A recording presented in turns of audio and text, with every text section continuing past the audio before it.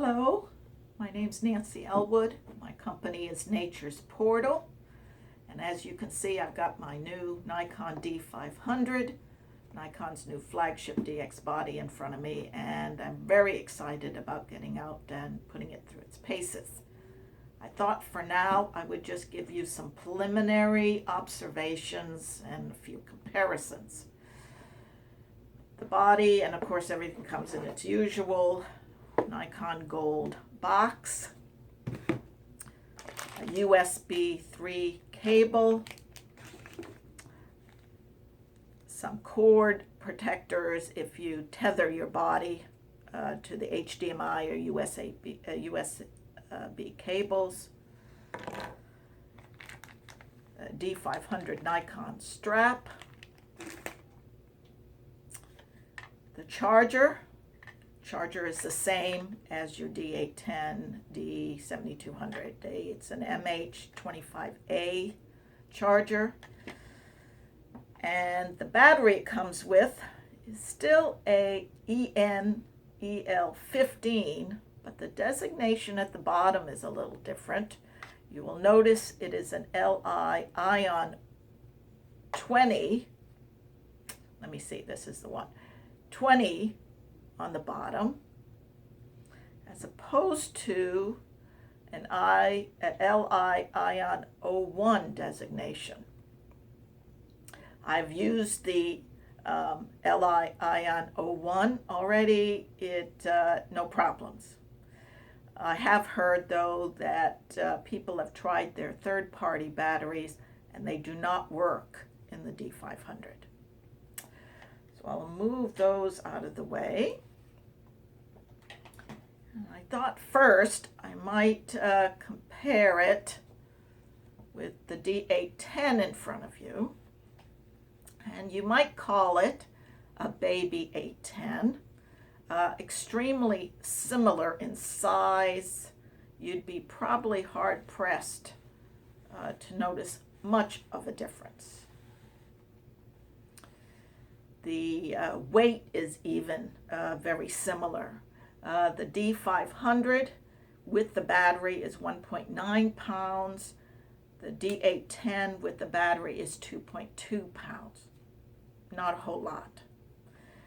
But one thing I really like comparing the D500 D810 or having a D800 D810 a D7200, as you can see, all these dials are very similar. All the configuration is very similar, which I like a lot in carrying two bodies, not getting used to all the different dials and such. Also, you will see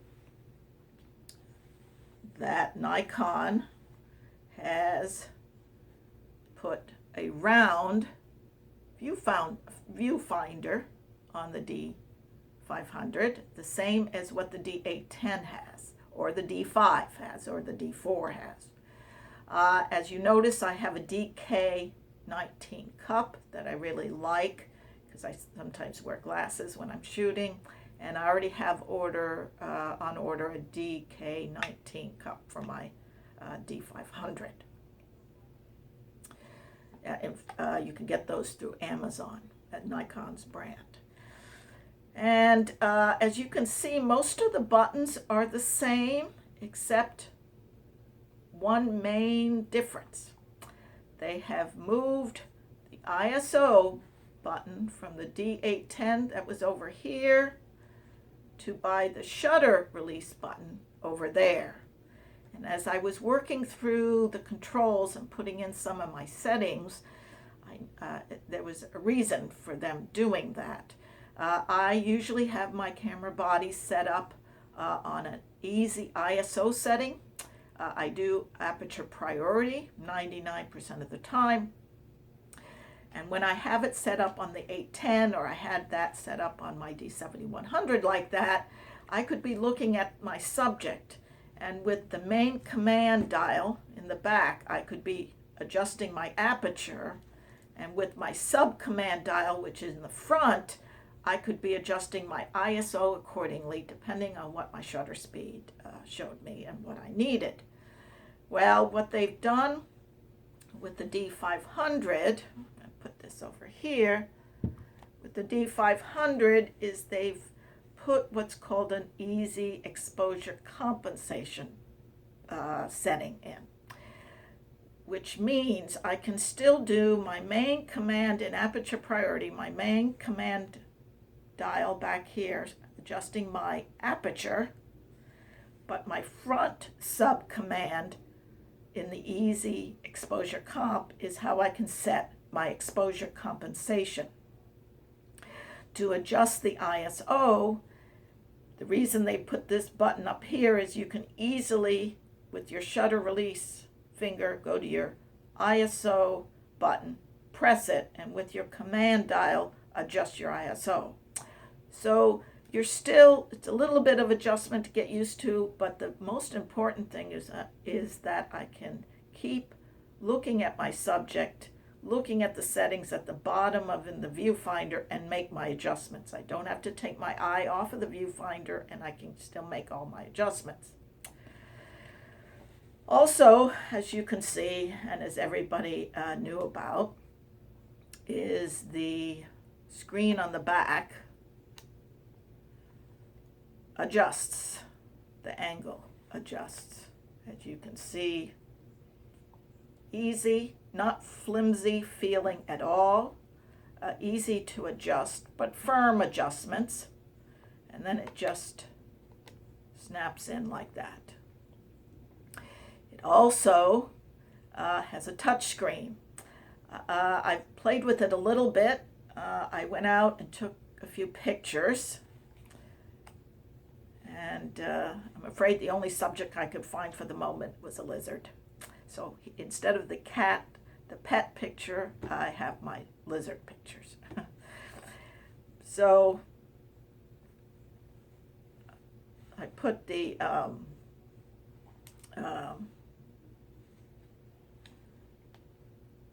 picture view on, and as you can see, I can zoom in and out of the picture with my fingers.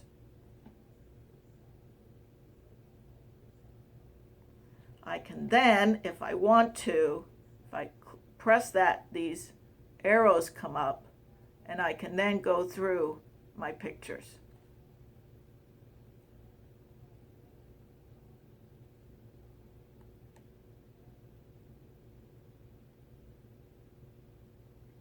So that's kind of cool. And I think that will make viewing and adjusting somewhat easier instead with the buttons, but time will tell on that. Now, the one thing that also has changed is the amount of focus points. It's got 153 adjustment points that go edge to edge on this, and it has more cross-hatched focus points, and the cross-hatched points, focus points are some of the most important ones because they're the most accurate. They adjust autofocus not only in the horizontal but in the vertical. All the other focus points have one adjustment horizontal. Not that the others aren't accurate, but obviously the more adjustments it tries to make vertical and horizontal, you get more accurate with your autofocus. So you have more of those. And in the usual adjustments that some people have done in the focus points of in the past bodies of either a single, 9, 21, or 51, you now have single, 25, 72, or 153. All of which you adjust in the same way, which is the button. You have the autofocus or manual in the front of the camera, and there's a little button in the middle that you press, and you look up at top of the dial screen up at the top screen to make your adjustments like that. Now, you also will see your focus points and stuff if you are pressing in on that button and look through the viewfinder and press your shutter halfway in. You'll be able to view those focus points. That'll go away and you'll just see the one. But if you want to view really how many you've chosen, physically in the viewfinder, you can do that by pushing in on this center button, pushing your shutter button halfway down and looking through the viewfinder. Okay, I think I've saved the best for last, really, because what was one of the main things that was a big excitement for this camera was the frames per second, which apparently you get the best with using the XQD cards, which is again something new. The Nikon D4 owners have been used to it for many years, but these are the new XQD cards. Right now I have the Sony one, 32. I think I might put a 64 gig card on order, but I have a few of these. And I've put those in my main slot, and actually I'm using that one as my main card. I also have the SD card, but one of the newest ones, this one is the Lexar, one of the newest ones, if you notice, has the double bands of connectors on the back, making it faster. So I'm going to put that one in. Now what I usually do is I tend to have I will have the XQD card as my main and my SD as my overrun. Obviously, there are still those settings that some people have, RAW in one, JPEG in the other, or as a backup. You can set it up any way you'd like, but that's how I set it up, is strictly as an overrun card. Also, the XQD card will give you the fastest in regards to getting the frame rates, which is I'm about to show you in play, give you a much more efficient speed with this camera, apparently according to Nikon. So I've got that set up, and I've done my settings. I'm going to try this out with the D500. I'm going to use 14-bit RAW, 14-bit uncompressed. With my D810, I use 12-bit and the lossless compressed. I'll do the file size, as you can appreciate, with the D810. But I think since we've got 20.9 megapixels with this as opposed to 36, I'm going to give the 14-bit uncompressed images adjustment a go and see how that is. Now I'm going to put my Nikon 70-200 f4 lens on, and I will leave you with probably the most anticipated, I think, feature of this, which was frames per second. So I'm going to get this focused on the subject, and we're going to let her rip.